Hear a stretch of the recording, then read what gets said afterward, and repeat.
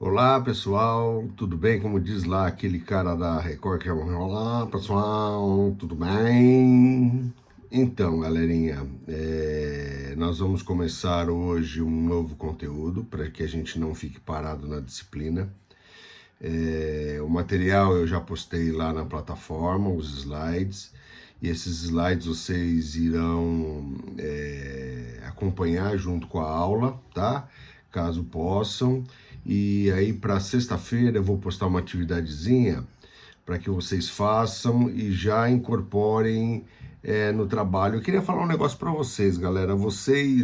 Eu acho que houve meio uma falta de informação. Tudo que a gente fez na atividade até agora tinha que ter vindo no trabalho de cadeia de suprimentos. E a galerinha teve um pessoal que mais colocou dentro dos passos da cadeia de suprimento, que seria, não tá errado, tá ok? Mas eu queria que vocês dessem mais uma focada, mais ou menos dentro do que foi feito na prova. O que você precisa para montar a sua cadeia de suprimento, quais são os fatores importantes de decisão, qual é a sua cadeia interna, qual é a sua cadeia imediata, como é que a gente vai fazer. Era isso mais ou menos que eu queria que a gente tivesse feito, mas no geral vocês foram muito bem nas notas e vamos em frente. E é assim, eu vou estar na plataforma, no horário da aula de vocês, vou estar online.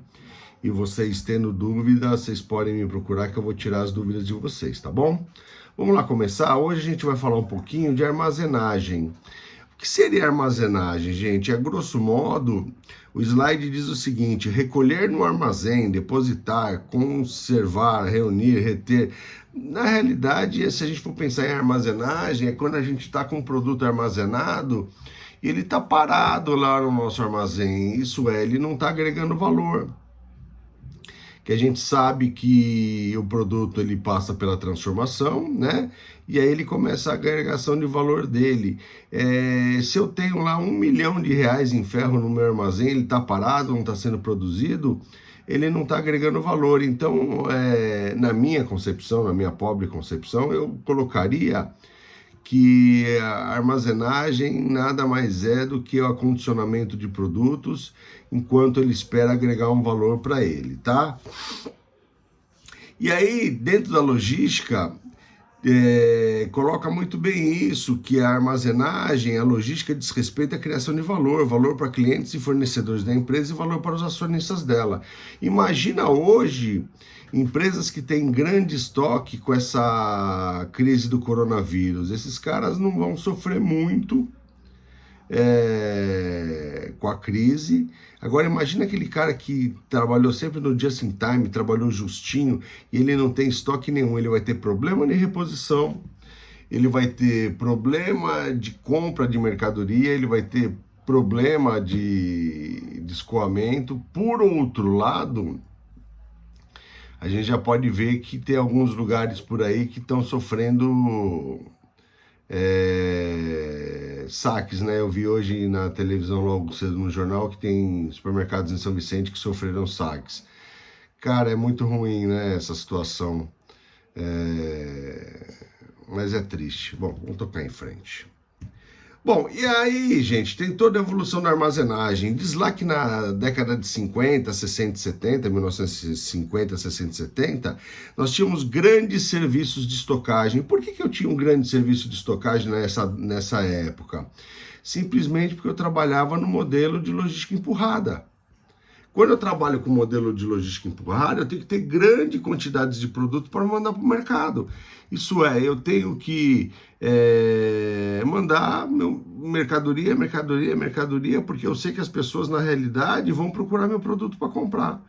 Não se tinha variedade, não se tinha globalização, não se tinha nada. Então, quer dizer, era super vantajoso eu ter esse modelo. E a gente tinha um processo inflacionário grande. Então, na realidade, muito cara pegava e fechava o armazém dele com 100 mil de mercadoria e abria no outro dia com 130. Cara, era muito louco essa época. Vocês são novos, vocês não lembram. Mas, além disso, por exemplo, no medicamento, a gente trabalhava com virada de preço, né? O que acontecia? Depois de uma semana que virou o preço do medicamento, as empresas ainda vinham com preço velho para vender. Caraca, vendia muito, cara. Então, nessa época, se focava esse tipo de armazenagem. E aí, em 1980, começou, além desses modelos de armazenagem, se criar centros de distribuição e montagens de pedidos. Isso mudou um pouco aquele modelo de só empresa, clientes finais. Com a evolução da logística, pode se criar centros de distribuição onde você pode alcançar lugares onde que a empresa em si não consegue alcançar. E você tem a grande vantagem de criar pedidos pequenos, pedidos fracionados, na realidade agregando valor para a empresa, né? E aí, nesse modelo de logística integrada que nós temos hoje, nós temos toda a comunicação, desde o ponto da cadeia até o final dela, onde torna todas as empresas mais eficientes e trabalhando dentro da demanda. Se vocês ouvirem meus filhos gritando aqui, gente, dá uma desculpa aí, porque criança em quarentena, mano, é punk, viu? Eles estão lá brigando na sala por causa de um maldito de um videogame, tá? E hoje o que as empresas trabalham? Elas trabalham na agregação de valor, trabalham na agregação de serviços para o cliente. Hoje hoje não é mais só um cliente, né? Hoje se tornou um parceiro, um parceiro comercial onde você trabalha toda a sua produção com base na demanda dele, tá? Vamos lá. E aí, como eu disse antes, a evolução da logística hoje tem um conceito novo, é um instrumento de vantagem competitiva. O que você pode criar de vantagem competitiva para o seu cliente? Né? Várias ferramentas podem ser criadas para dar vantagem. Na realidade, hoje, a missão da logística é entregar no tempo certo, no lugar certo, para a pessoa certa, nas condições certas, agregando valor, nada mais é do que obrigação das empresas de logística, né? A grande questão é o que eu faço de diferente para o meu cliente. Eu entrego separado mercadorias por tipo de mercadoria, eu entrego mercadoria de 10 em 10 com elástico. Tinha uma rede de farmácia que a gente entregava de 10 em 10 com um elastiquinho e eu mandava o cara lá para ele separar a mercadoria, para ele limpar a mercadoria do cliente, certo? Só que é o seguinte, em 2000, 2001, 2002, o cara já comprava 4 milhões por mês. Quer dizer, é uma puta vantagem. Você faz algo diferenciado pro cara que ninguém faz, mas você tem um retorno do volume dele também, tá? E aí diz que o novo conceito é gerenciar o fluxo físico das informações. Isso hoje a informação é um ponto super, super importante na cadeia de suprimentos. Sem informação você não chega a lugar nenhum, tá? E aí nós temos hoje as armazenagens verticais, isso hoje a gente não armazena só no chão, a gente tem 1, 2, 3 de alto. Para quem não tem noção disso, vai no Atacadão e vê lá onde tem mercadoria, olha para cima e vê quantos pallets tem armazenados para cima. Isso aí são os altos que a gente chama, tá? A cada andar a gente chama de 1 de alto, 2 de alto, 3 de alto, tá? E a grande vantagem é que cada 1 de alto que você aumenta, você ganha 100% de capacidade de armazenagem, tá? E por que armazenar? Gente, quando eu armazeno, eu tenho desconto na quantidade que eu compro, o produto se torna mais barato. Quando eu compro em maiores quantidades e eu pago frete para receber essa mercadoria, quanto mais eu receber, menos frete eu vou pagar, menos viagens de caminhão, tá? E aí eu tenho minimização de risco de faltar mercadoria, tá? São algumas vantagens que você aproveita. Nossa, se você soubesse o tanto de WhatsApp que eu estou recebendo, cara, é muito louco. E aí isso serve também para as oscilações de mercado, como a gente está sofrendo hoje, que muitos supermercados não têm mercadoria para fornecer para os caras, tá? E aí também está relacionado a políticas de nível de serviço. Lembra que eu falei de nível de serviço? Nível de serviço nada mais é que você atender a quantidade de compra que o seu cliente quer. Ah, eu fiz um pedido de 100 itens, porra, eu forneci 98, classe A. Agora meu cliente pediu 100 itens, forneci 70. Muito mal. Na realidade, o nível de serviço tem que ser de 95% para cima, tá? Para que você tenha uma qualidade eficiente de atendimento para o cliente. Bom, e aí lá para o slide 10, vem o conceito de armazenagem, que é constituído por um conjunto de ações de recepção, descarga, carregamento e arrumação e conservação de matéria-prima, produto acabado e semi-acabado. Na realidade, uma empresa pode ter dentro dela 3 tipos de armazém. O armazém de matéria-prima, onde ele recebe os insumos dele lá, um armazém de produtos semi-acabados e um armazém de produtos acabados. Espera um pouquinho, gente. Imagina um produto que vai um motor dentro de qualquer coisa que você faça. Você tem um produto lá, um motorzinho acabado, semi-acabado, e você recebe plástico, tal, usina, faz a carcaça, um liquidificador, onde você vai colocar o motorzinho e depois você tem o liquidificador acabado lá na frente. Então, na realidade, essas empresas têm 3 tipos de armazém dentro delas. Olha que louco. Então, na realidade, o negócio é mais complexo que a gente imagina, né? Bom, e aí na continuação de slides, como é que começou tudo isso? A gente tinha aqueles armazéns familiares, que é lá a quitandinha do seu João, um seco e molhado, como se chamava antigamente, que era tudo em prateleira, tudo à mostra, pendurado, tal, aquela coisa bem arcaica mesmo, tá, gente? Tem várias fotos que foram colocadas aí. Nós temos os armazéns profissionais, onde eu vou fazer uma atividade com vocês para vocês pesquisarem tipo de armazenagem na sexta-feira, onde a gente tem o porta-pallet convencional, um exemplo atacadão. Aí nós temos os cantilevers, nós temos os porta-pallets dinâmicos, nós temos os autoportantes, nós temos o transelevador, onde vocês todos vão poder verificar os tipos de armazenagem, e eu vou passar uma atividadezinha sobre isso para vocês poderem pesquisar, tá? Vou colocar lá na sala e isso aí vai valer uma pontuaçãozinha para vocês. Eu vou dar um tempo bom para vocês fazerem e vocês me mandarem, tá? E aí é o seguinte, tipo de armazém: armazém de matéria-prima, armazém de recepção de peças compradas no exterior. Por exemplo, tudo que a gente compra no exterior fica parado lá em Curitiba, né, para ser feita a triagem e depois mandar para os correios de cada cidade. Esse tipo, tá? Armazém de peça semi-acabada, armazém de abastecimento, abastecimento, por exemplo, eu tenho uma transportadora e eu tenho um armazém só de combustível lá. Pode ser, sei lá. Armazém final de produtos acabados e armazém de produtos sobressalentes, reservas e abastecimento diário. Por exemplo, eu tenho uma empresa onde eu tenho um almoxarifado só para peças de escritório, papel, toner, coloco lá, sei lá, EPI dos funcionários, coloco tudo isso lá, tá? E aí eu posso ter armazém de madeira, de ferramenta e por aí vai, tá? Armazém de produtos líquidos, armazém de distribuição, que é na realidade o que mais nos interessa atualmente, né? E toda a evolução desses armazéns virou o caso do centro de distribuição. Vamos voltar um pouquinho ao que é esse centro de distribuição.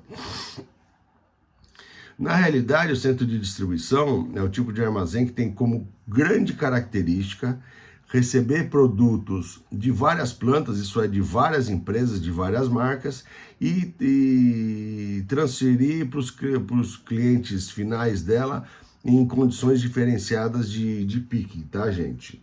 É rinite, tá, gente? Não é coronavírus, não, que eu tô mexendo no nariz. Então, o que acontece? Eu compro da Sadia, da Perdigão, da Unilever, compro da Procter Gamble, sei lá, carne da BMF, e o que eu faço? Eu vendo lá para o supermercadinho do João, do Pedro, do Antônio, em condições pequenas, duas caixinhas pequenas de Omo, uma caixa de maionese e por aí vai. Eu vou colocar um vídeo para vocês do centro de distribuição do Martins, que é lá em Uberlândia, que é classe A, vocês vão ter um pouco de noção como é que funciona, tá? Bom, e quais equipamentos que pode ter no armazém desse? Um porta-pallet, pallet empilhadeira, paleteira, gente, é aquele carrinho que normalmente eles puxam os pallets no supermercado, onde só tem os dois trilhos e uma alça para o cara puxar, tá? Leitor de código de barra, beleza? EPI para movimentação de produtos perigosos. Pode ter em lugares muito grandes, guindaste, ponte rolante. Ponte rolante, vocês podem ver isso no porto, tem direto, tá? E aí tudo isso é gerido por um ERP, que é um sistema de gerenciamento de depósito, que dentro está o WMS, e equipamentos de informática, tá? Beleza? E aí a gente vai. Qual é o objetivo do armazém? Tá muito rápido? Não, né? O bom do vídeo é que vocês podem voltar, se estiver muito rápido, e acompanhar a hora que vocês quiserem. Objetivo de armazenagem, máximo aproveitamento do espaço. Perfeito? Receber os materiais, estocar matéria-prima, fazer os pickings que nós vamos ver mais para frente. Picking nada mais é do que o pedido do cliente, tá? Esse picking tem vários tipos e a gente vai ver numa aula específica só de picking. Nós vamos ter acesso fácil a todos os itens, máxima proteção desses itens, não adianta nada eu ter um puto estoque, tá com o teto furado e cair tudo água em cima do meu produto e zoar tudo, tá? E expedir esses materiais para os clientes corretos, tá? Aí tá dizendo aqui que tem que ter determinação local, tal, tem que ser arrumado, ter limpeza, porra, isso é óbvio, né? Ter segurança contra furto, isso aí não vou nem entrar no mérito, porque você gasta uma puta grana de armazenagem de produto e você não tem um guarda, porra, é ridículo. E aí, continuando os slides, no 29, tem várias estruturas de armazenagem aqui, tá? E aí a gente vai para as atividades dos armazéns, que é o recebimento de mercadoria. Gente, o recebimento de mercadoria é aquela etapa onde a mercadoria chega no nosso armazém. E aí, o que nós temos que fazer em relação a isso? Nós temos que verificar qualitativamente, isso é, as condições das caixas que estão chegando. Quantitativamente, isso é, temos que ver que se o quanto de material que está sendo mandado é o quanto que eu pedi, porque pode ter muito vendedor Pelé, que você pede 100 unidades de um produto, ele vai te mandar 300, né? E aí você não tinha um pré-pedido para ver quanto entrou, tá? Você tem que verificar se as mercadorias estão paletizadas ou não. Você tem que ver se está paletizado por família de produto. Você tem que ver se você vai ter que desfazer a unitização, que é aquele trash que eles passam no pallet, para você separar. Por exemplo, você recebe produto de higiene. Você recebe creme dental normal, triplação, se for um Colgate, você recebe Whitening Most Brilliant Motherfucker, sei lá. E aí, cara, você tem que desfazer o pallet, porque normalmente no armazém, quando você coloca a mercadoria, ela vai ser colocada por importância, que é a próxima aula que nós vamos ver curva ABC. Então elas não vão para o mesmo lugar.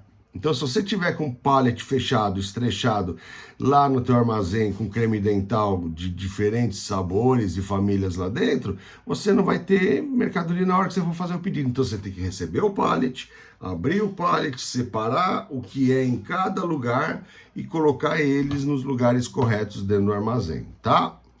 Além disso, não sei se vai dar para vocês verem aqui, ó. Imagina que uma mercadoria veio naquela zona que eu mostrei no slide. Quanto de trabalho você vai ter para conferir essa mercadoria e para arrumar essa mercadoria dentro do teu armazém? Quer dizer, você vai ter um trabalho enorme, tá? Além disso, você tem que conferir, 2 pessoas têm que conferir e não esquecer de dar entrada na nota, gente. Olha que louco, às vezes você tá lá com a nota, recebeu a mercadoria já entrou para a área de consolidação dentro do armazém, e aí o Vitor chega para o Matheus e fala assim: "Ei, brother, vamos almoçar? Vamos." E aí o Matheus, que estava começando a dar entrada na nota, deixou a nota em cima do balcão. O que acontece?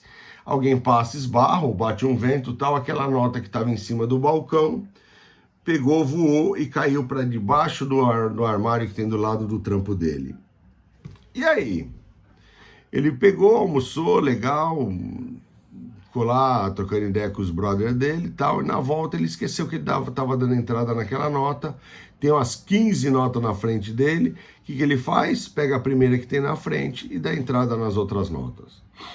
Conclusão, a mercadoria entra para dentro, só que essa mercadoria não entra no sistema. O que acontece na hora que for fazer um pedido que o cara bater lá no sistema, 32 shampoo para cabelo liso, sei lá.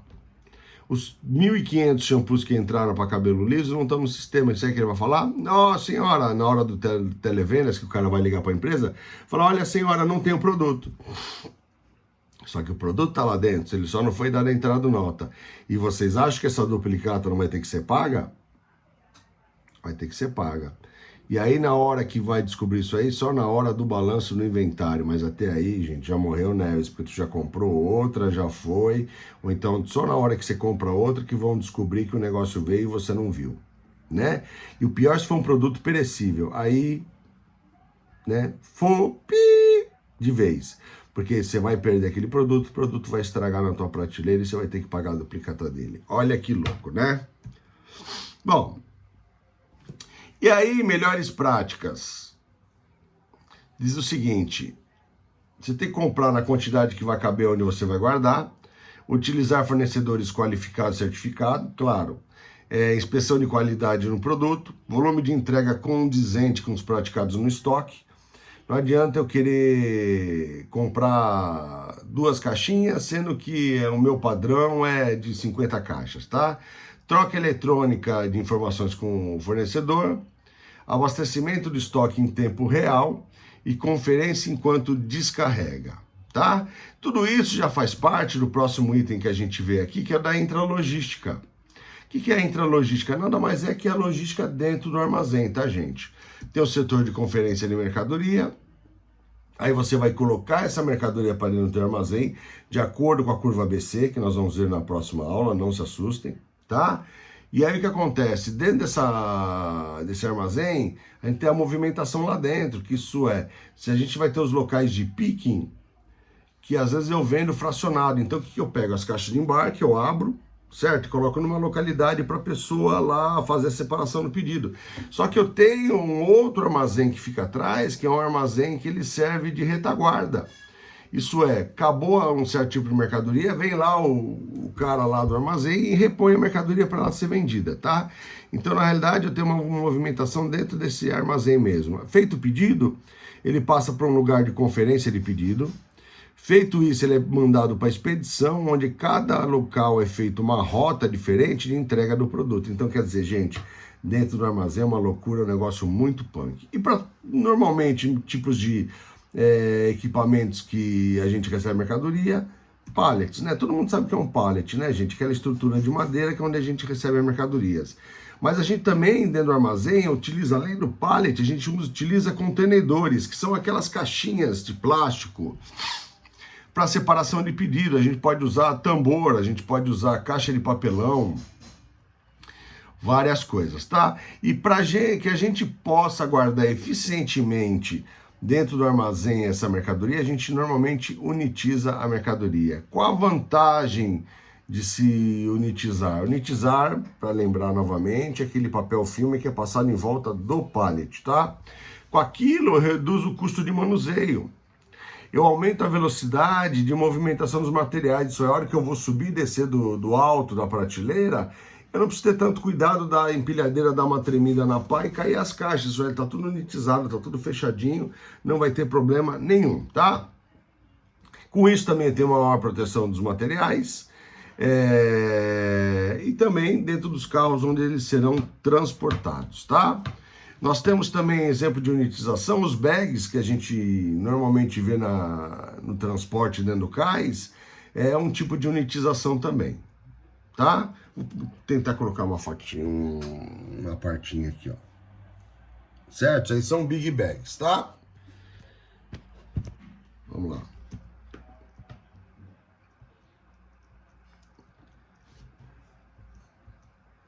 Deixa eu ver aqui, galerinha. Aí vem toda uma parte de pallets, empilhadeiras, tá? Eu não vou me alongar muito, senão não vai entrar na plataforma esse vídeo, tá?